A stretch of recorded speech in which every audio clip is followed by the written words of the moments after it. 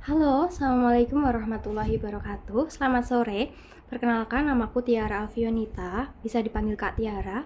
Pada kesempatan kali ini, aku akan membahas soal OSK Biologi tahun 2020. Nah, video ini aku buat khusus untuk melamar di Saisin sebagai tentor biologi atau pembuat soal biologi. Sebenarnya aku udah lihat beberapa Instagram Saisin dan kelihatannya lebih fokus ke UTBK. Tapi kalau misalnya dibutuhkan tentor biologi, insya Allah aku siap mengisi sebagai tentor maupun pembuat soal. Nah, di soal kali ini, itu soalnya tentang siklus sel. Sebelumnya aku udah kirim PDF yang isinya ringkasan tentang siklus sel untuk menjawab soal nomor 1 ini. Soalnya adalah tentang populasi sel yang sedang membelah diwarnai dengan pewarna yang fluoresens saat berikatan dengan DNA. Jumlah DNA pada setiap sel tunggal kemudian dihitung menggunakan alat FACS yang menghasilkan grafik berikut. Jadi grafiknya ini menggambarkan jumlah sel untuk sumbu Y dan untuk sumbu X-nya menggambarkan jumlah DNA, relative amount of DNA per cell. Tentukan yang A. Kelompok sel A berada pada fase terlama dari siklus sel. Apakah betul kelompok A itu adalah fase terlama dari siklus sel? Nah, aku kasih materinya dulu sedikit materinya tentang proses siklus sel ini ya. Siklus sel itu sebenarnya membahas tentang kapan waktunya sel itu beristirahat, kapan waktunya sel itu membelah. Gitu. Jadi siklus sel itu membahas tentang apa yang dilakukan sel dari waktu ke waktu. Nah, siklus sel itu terdiri dari beberapa fase. Dua fase besar ya, dari dua fase besar. Fase yang pertama disebut sebagai interfase atau fase istirahat. Fase interfase. Fase istirahat ini bisa disebut sebagai fase istirahat atau fase peralihan. Interfase ya, peralihan. Fase interfase ini memakan 90% waktu dari keseluruhan siklus sel. Nah, fase interfase ini dibagi menjadi 3 subfase, yaitu fase G1, fase S, dan fase G2. Untuk lebih detailnya, untuk setiap fase G1, S, dan G2 itu ada di file PDF, tapi untuk mengingatnya, gampangnya adalah fase G1 itu adalah fase ketika selnya itu membesar atau bertumbuh gitu ya, tumbuh. Fase S itu adalah fase sintesis, S dari S sintesis, yaitu fase ketika selnya itu mengalami sintesis DNA atau perbanyakan DNA. Kemudian fase G2 atau second gap itu adalah fase ketika selnya berkembang.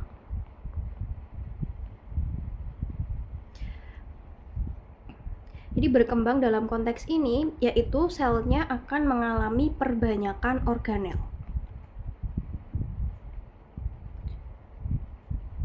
Perbanyakan organel. Jadi kalau fase G1 itu selnya akan membesar atau tumbuh.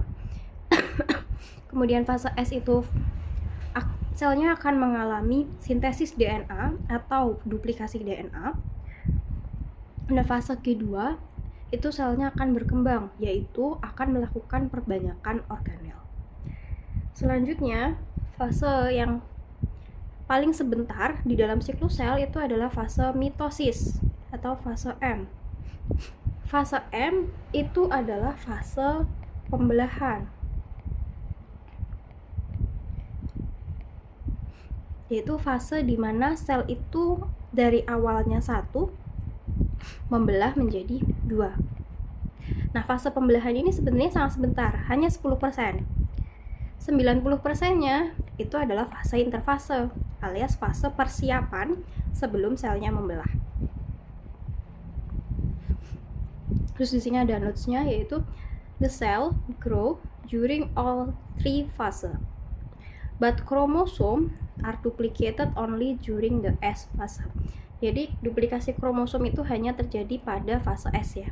Sisanya fase G1, S, G2, fase M itu selnya hanya tumbuh. Tumbuh di sini dalam artian selnya itu akan bertambah besar. Gitu. Jadi intinya fase terlama itu adalah fase interfase yang terdiri dari G1, S, dan G2. Kemudian fase terpendek yaitu adalah fase M atau pembelahan yang durasinya hanya 10% dari keseluruhan siklus sel. Seperti itu. Next. Nah, untuk menjawab soal yang tadi, kita analisa dulu pernyataan yang A. Katanya, kelompok sel A itu berada pada fase terlama dari siklus sel. Apakah betul sel A itu berada pada fase terlama siklus sel? Jadi fase terlamanya yang A, kita lihat dulu ya. Pada fase A ini jumlah DNA-nya adalah 1, tetapi jumlah selnya itu banyak. Kan kita tahu nih dari penjelasan tadi, kita pasti udah tahu kalau yang fase terlama itu pasti adalah fase interfase. Ya kan? Pertanyaannya, apakah A itu fase interfase? Berarti jawabannya iya, betul. Yang sel A itu adalah fase terlama, fase interfase. Gimana lihatnya? Jadi pada fase A ini jumlah sel DNA-nya itu 1. Jumlah sel DNA yang 1 itu menunjukkan kalau sel A ini berada pada fase ini. Fase G0 dan G1. Ingat ya tadi, sebenarnya tadi harusnya ada G0 tapi nggak kegambar di grafik yang tadi. G0 itu fase persiapan sebelum selnya membesar. Kalau G1 tadi kan selnya membesar. Habis itu lanjut tadi ada S ya, sintesis tadi. Sintesis DNA. Terus yang terakhir ada G2, itu fase ketika selnya berkembang, perkembangan. Jadi G0 ini persiapan, G1 ini selnya tumbuh, S itu sintesis DNA, G2 itu perkembangan.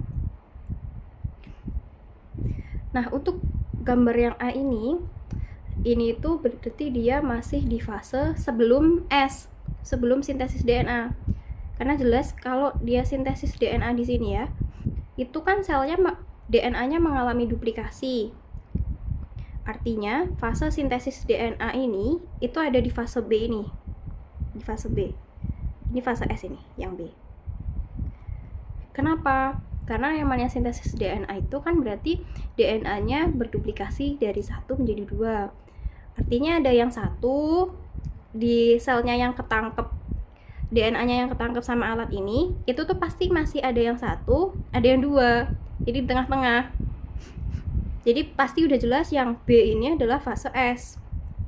Sedangkan fase yang A ini itu pasti fase sebelumnya, yaitu G1 dan G0. Gitu.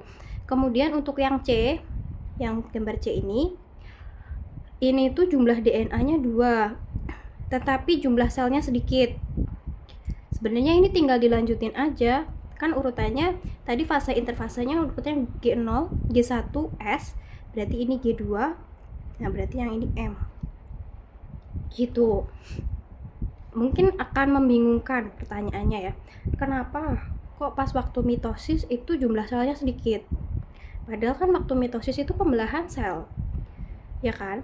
Tapi secara teori sudah betul, ini DNA-nya sudah menjadi 2 ya. Waktu mitosis itu jumlah DNA-nya menjadi 2. Tapi kenapa kok jumlah selnya di sini malah lebih sedikit? Padahal mitosis itu kan artinya pembelahan sel. Jawabannya karena alatnya, ini alat FACS, itu dia tidak mampu membaca sel DNA yang baru. Jadi yang kebaca di sini tuh sel-sel DNA yang lama. Dan pada fase mitosis DNA-nya itu kan akan tercerai-berai. Maksudnya DNA-nya itu akan menuju ke kutub-kutub. Jadi sometimes sel-selnya itu sel yang belum menjadi dua, masih sel satu yang akan membelah menjadi dua, itu terbacanya jadi satu sel. Makanya di sini jumlah selnya sedikit. Gitu. Lebih jelasnya ini deh. Lebih jelasnya mungkin nanti ada gambar yang lebih jelas ya. Sekarang kita jawab dulu pertanyaannya yang A. Berarti yang A, kelompok sel A itu berada pada fase terlama dari siklus sel. Betul ya? Betul. Karena interfase itu fase terlama.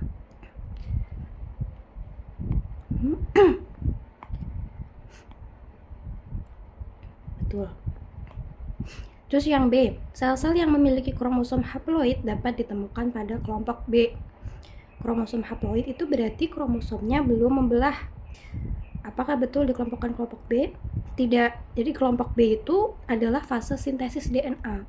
Di fase kelompok B ini itu ada dua jenis sel. Ada yang haploid, ada yang diploid. Yang haploid itu berarti selnya masih DNA-nya sedang disintesis menuju diploid. Jadi ini salah.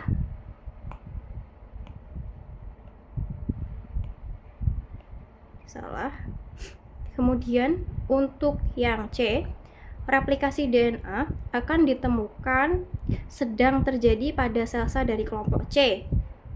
Jawabannya salah ya. Jadi replikasi DNA ini akan ditemukan pada sel-sel dari kelompok B harusnya. Ya kan? Karena B itu terjadi sintesis DNA. Replikasi DNA itu terjadi pada fase ini, sintesis DNA. Jadi jawabannya salah. Terus untuk yang kelompok D, kelompok B itu terdiri dari sel-sel yang berada pada fase siklus berbeda, sedangkan kelompok A dan C seluruhnya berada pada fase yang sama. Jawabannya juga salah. Lihat kalau yang B itu dia fase siklus selnya sama, yaitu semuanya ada di fase sintesis. Sedangkan untuk kelompok A dan C itu malah berbeda fasenya. Yang A itu fase G0 dan G1, yang C itu fase G2 dan M. Begitu, semoga jelas ya. Jika ada pertanyaan, silahkan bertanya. Sekian dari aku, terima kasih. Wassalamualaikum warahmatullahi wabarakatuh.